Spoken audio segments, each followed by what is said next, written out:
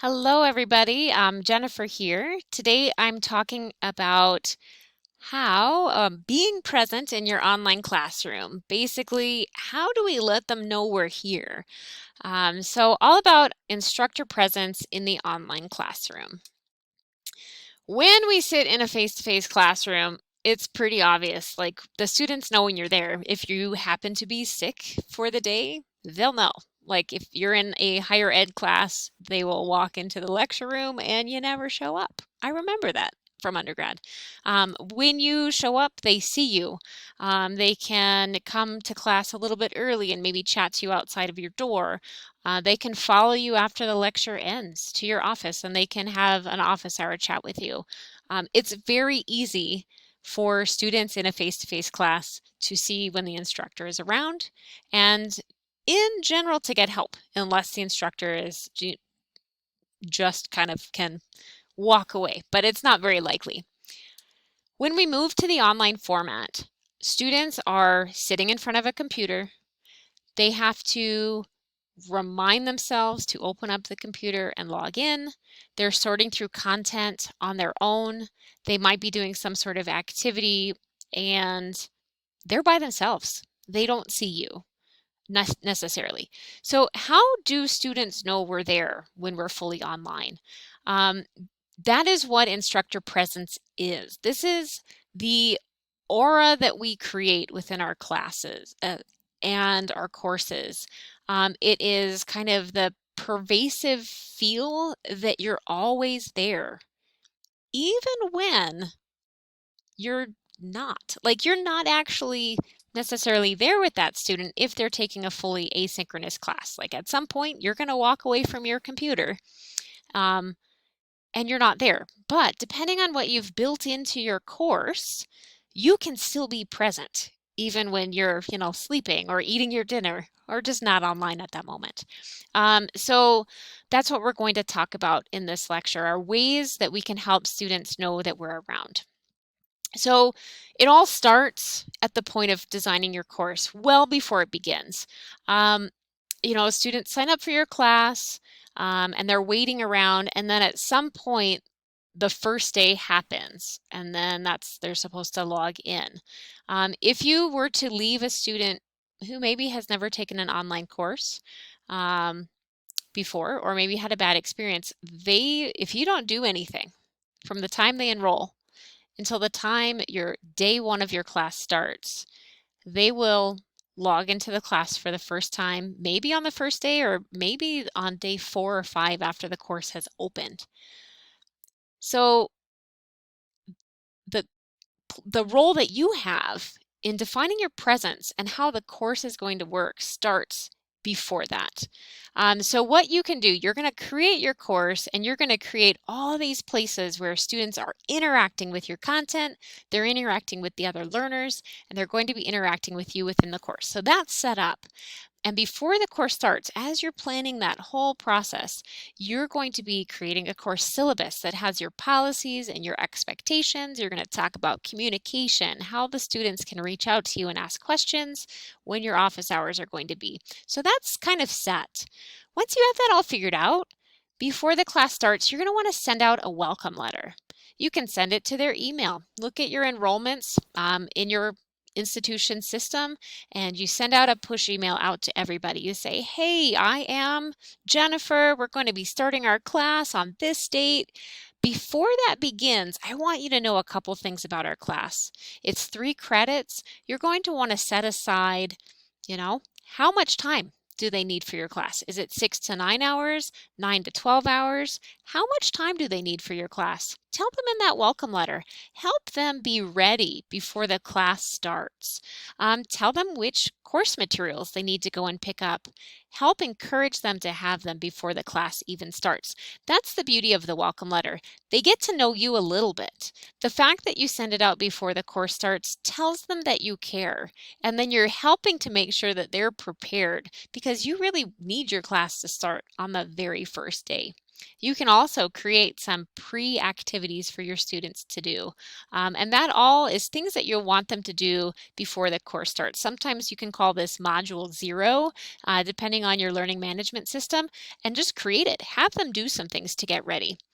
That would include having your instructor profile ready. So you're going to be presenting some aspect of yourself to your students, whatever you feel comfortable with. You need to mind your own boundaries, but you really want your students to know that you're human. So tell them a little bit about yourself, something that you would feel comfortable sharing in your face-to-face classroom. So, if you have a cool pet, that, pets, hobbies, if you feel like sharing information about your family, um, a cool travel place that you went to. All of these things remind your students that you're not a cyborg grading their papers, but you're actually a human. So put that in there. Include a picture so they know what you look like. Maybe it's a picture of you holding your pet guinea pig or out on your vacation, or just a nice, picture of what you look like so they have a sense of who you are.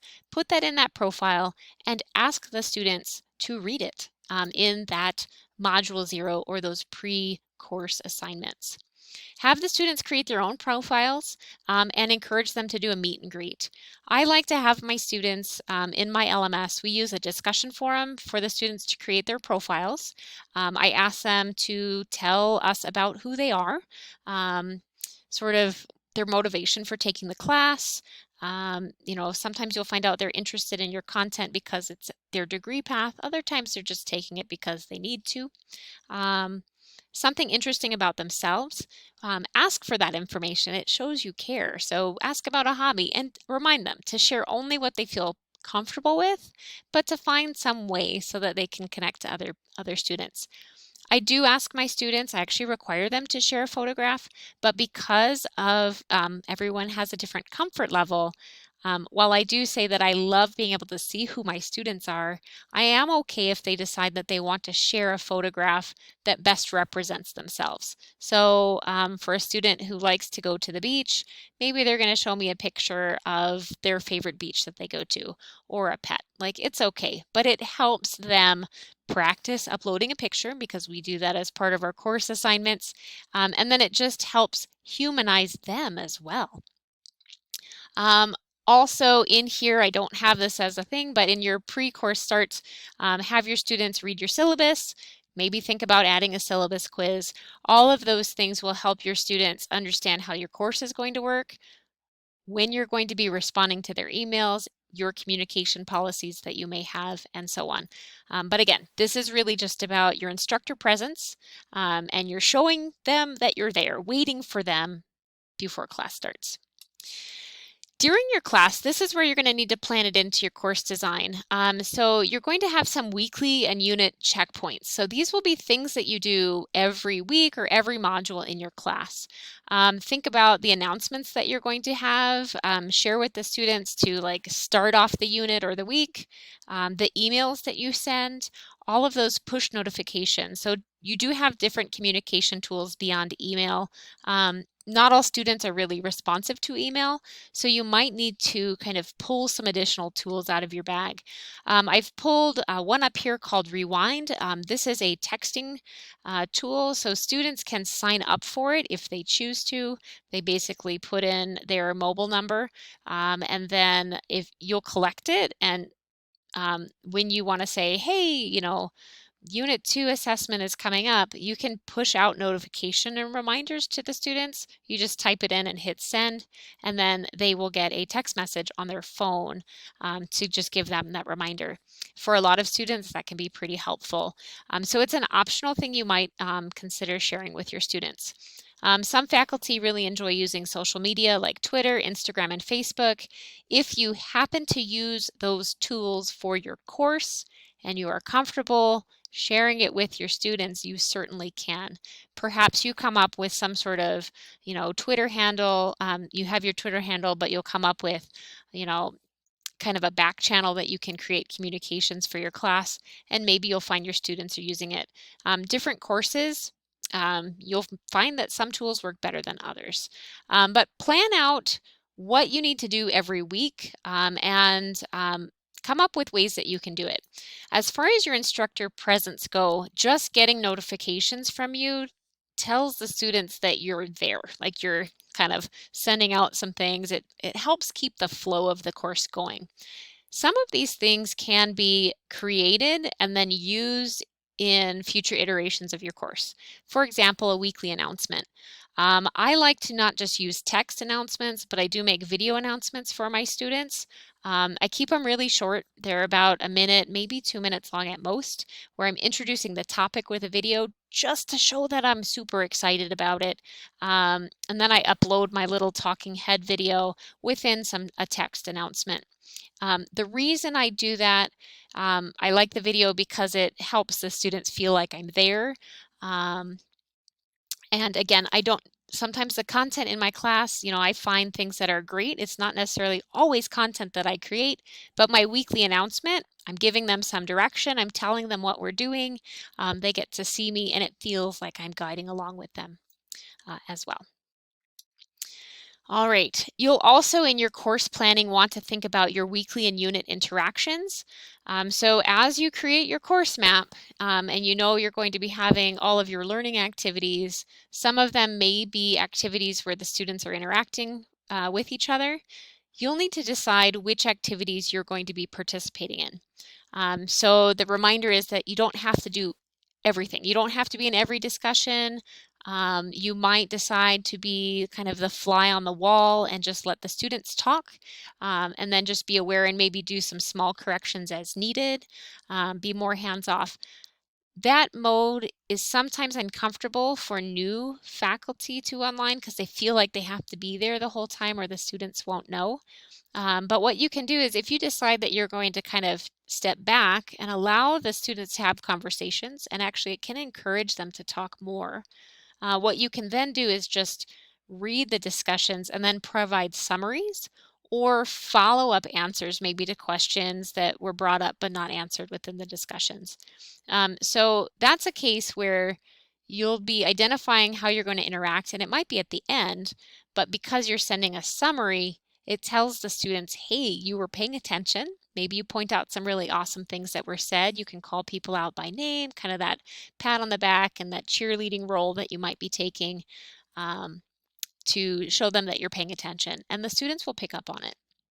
So you'll want to plan out these interactions ahead of time so you can think about your own workload, and then put it into your calendar. Make sure you're ready to do and participate.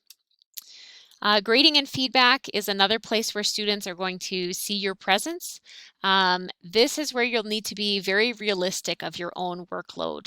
I only mention this because when I started teaching online a very long time ago, much more than a decade ago, I was like grading and providing individual feedback on every single assignment, and it was really exhausting. You can hit burnout very quickly, and then take a 40-hour work week and stretch it into like a 60-hour work week, and then it's just not doable.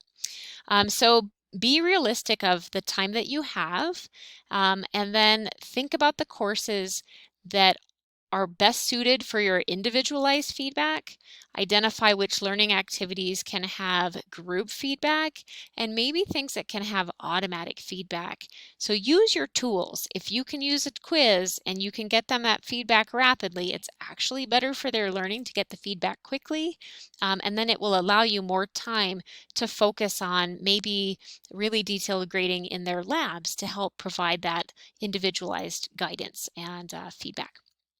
And then I would say make sure you share your turnaround time with your students, so the students won't know that you're sitting there grading, spending 3 or 4 hours grading all of the labs. So you can send an email, say, hey, I'm going to be grading the lab on Tuesday. You can expect to have it returned on Wednesday. That's a push notification you can send, and it reminds them.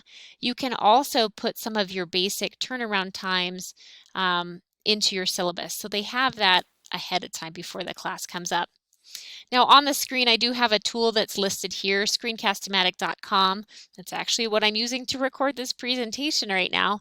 But this is a nice tool. If you ever get into a place where you want to provide feedback in a way that's not typing, you can use it to provide, voice. You could pull up a student, let's say they're diagramming something, you can pull up their diagram and you can go through and move your mouse around and it will record those movements and you can identify what they did great and maybe things they need to improve on. It'll save as a video file and then you can just share a link to the students in your gradebook. So it's a nice tool. If you it's just a great tool. I have had, if you absolutely run out of time for whatever reason and you need to provide feedback to a group, I did this on a worksheet once. I couldn't do my individualized feedback, so I gave them group feedback. I kind of went over the whole worksheet and then pointed out the common errors and then uh, important points that I wanted them to know, and I shared it. And it was a great, like, one time, you need to help yourself. So use your tools and then be very realistic of what you can do each week. My final comments for Instructor Presence, set your response time. If you're going, you have email that you'll need to respond to when students call your phone or they send you an email or text you, make sure you tell them in your course policies, if you have a turnaround time of 24 hours to 48 hours, so that if they don't get a response from you, maybe after the 48 hours, remind them to send you a follow-up email because we all get more messages some days than we can answer and it might get buried. So just help them know what your response time is so they know when to ask again and that you're realistic when you can respond. Be yourself. Let your personality come out through your course. Again, I like to use videos. I teach geology and earth science. I love those like little puns and little jokes. I use lots of hand gestures, and I like to find ways to catch attention just to be fun because I think life is fun. So I like to use gifts if I can. I'll throw them into an email. This is one of my feeling the Friday pump, like when you're excited, if you get all your grading done by the end of the week, who doesn't feel this way? So share it with your students. They respond, they'll pick up on it. And ultimately, you know, your students will realize you're there more than you think you are. I think that's really the biggest takeaway for me. I've been teaching online and sometimes I'm like, oh my gosh, I didn't get into that discussion this week and I thought I was. And at the end of the week, they're just like, oh, thanks for being there. They feel your presence in all the little things you do, the videos, the emails, your feedback. It's all part of it. So you can do it and you'll definitely be great at it.